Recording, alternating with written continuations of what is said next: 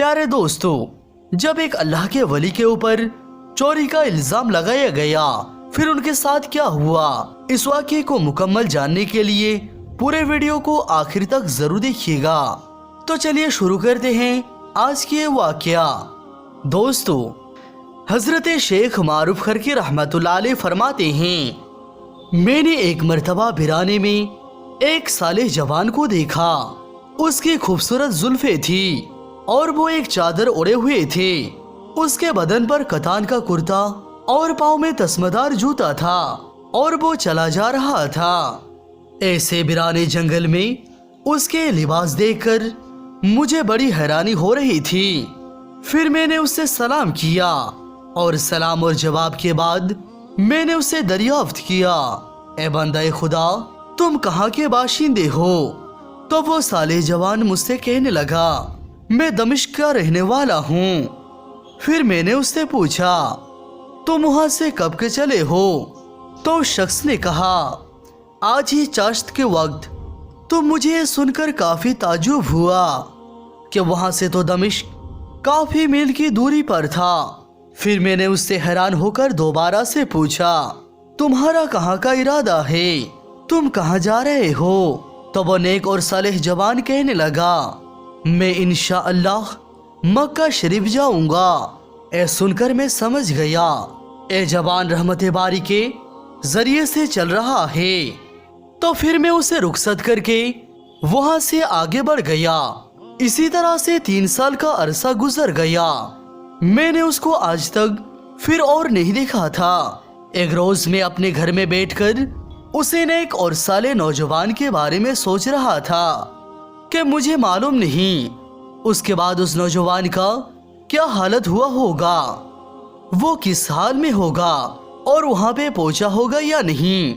इतने में ही अचानक हमारे घर के दरवाजे पर दस्तक हुई।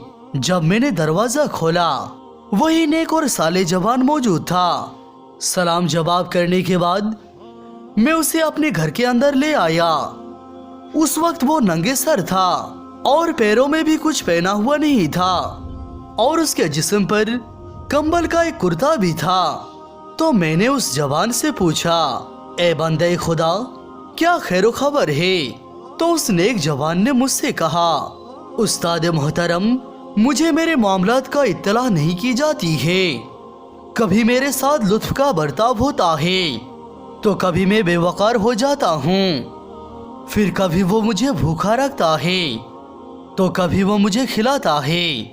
काश के मुझे अपने औलिया के असरार व अहवाल का कुछ खबर दे देता, फिर वो जो चाहता वो करता।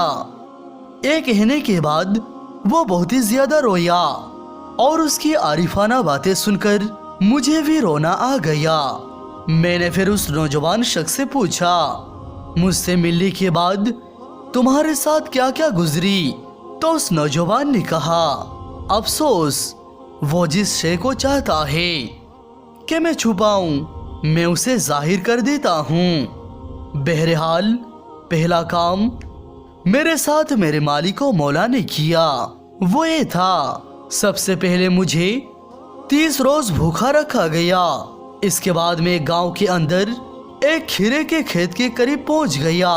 मैंने वहां जाकर देखा खराब खीरे खेत से निकलकर फेंक दिए गए हैं। तो मैं उनमें से चुन चुन कर खीरे खाने लगा। इतनी ही देर में उस खेत का मालिक वहां पहुंच गया। मुझे इस हालत में देखकर वो मुझे कोड़े से मारने लगा और उसके बाद वो कहने लगा, चोर कहीं का, तू ही हमारी खेत को खराब किया करता होगा।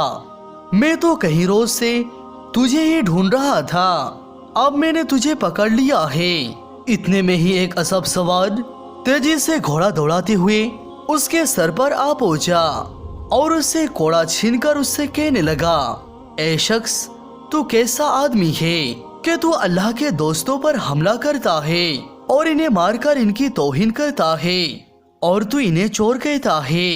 तू अल्लाह के एक नेक सोलेह बंदा पर चोरी का इल्जाम लगा रहा है। जब खेत वाले ने ये सुना तो वो मुझे अपने साथ अपने घर की तरफ ले गया।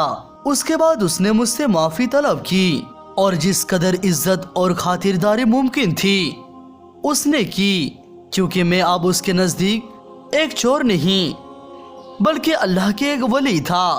वो नौजवान सालेह अभी इतना वाकया ही बयान किया था, तभी किसी ने हजरत शेख मारूफ खरकी रहमतुल्लाह अलैह की दरवाजे पे दस्तक दी। दरवाजा जब खोला गया तो वही खीरे के खेत वाला शख्स था। वो शख्स बड़ा दौलतमंद था और उसने अपनी सारी दौलत फकरा और गरबा में तकसीम कर दी थी। और फिर वो शख्स उसी नौजवान सालेह की हमरा हो गया था और फिर दोनों हज के लिए रवाना हो गए। उसके बाद दोनों जंगल वीराने में फिरते फिराते वफात पा गए। सुभान अल्लाह। दोस्तों, जो अल्लाह ताला का हो जाता है, अल्लाह ताला उसे हर वक्त मदद फरमाता है।